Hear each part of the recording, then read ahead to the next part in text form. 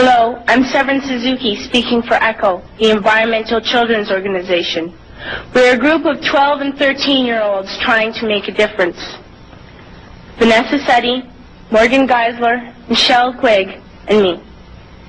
We've raised all the money to come here ourselves, to come 5,000 miles to tell you adults you must change your ways. Coming up here today, I have no hidden agenda. I am fighting for my future.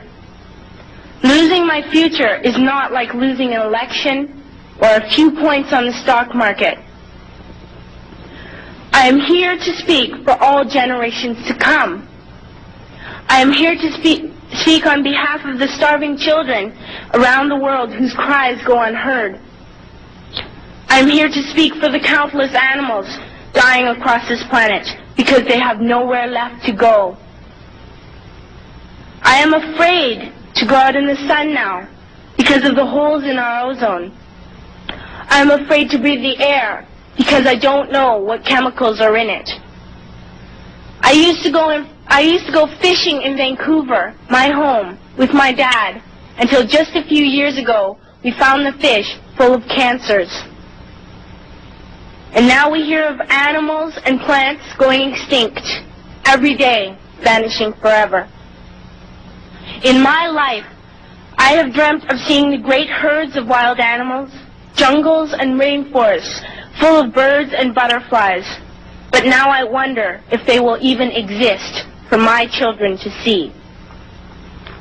Did you have to worry of these things when you were my age?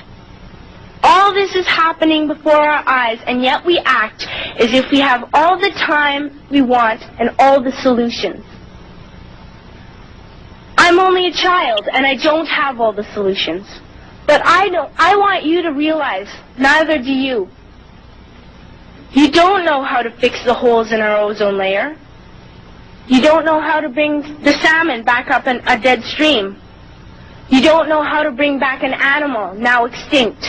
And you can't bring back the forest that once grew where there is now a desert. If you don't know how to fix it, please stop breaking it. Here, you may be delegates of your government, business people, organizers, reporters, or politicians, but really, your mothers and fathers, sisters and brothers, aunts and uncles, and all of you are someone's child. I'm only a child, yet I know we are all part of a family, 5 billion strong. In fact, 30 million species strong. And borders and governments will never change that. I'm only a child, yet I know we are all in this together and should act as one single world towards one single goal. In my anger, I am not blind, and in my fear, I am not afraid of telling the world how I feel.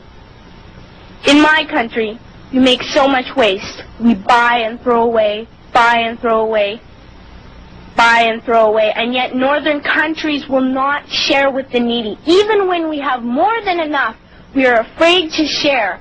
We are afraid to let go of some of our wealth.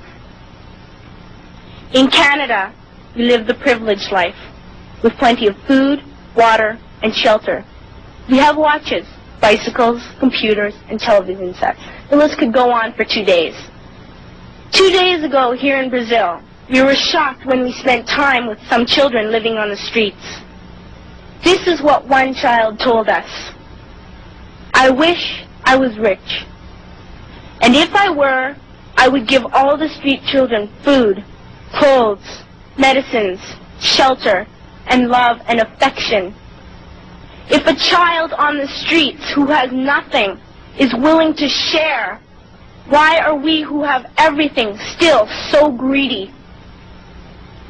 I can't stop thinking that these are children my own age, that it makes a tremendous difference where you are born. That I could be one of those children living in the favelas of Rio. I could be a child starving in Somalia, or a victim of war in the Middle East, or a beggar in India. I am only a child, yet I know if all the money spent on war was spent on finding environmental answers, ending poverty, and finding treaties, what a wonderful place this earth would be.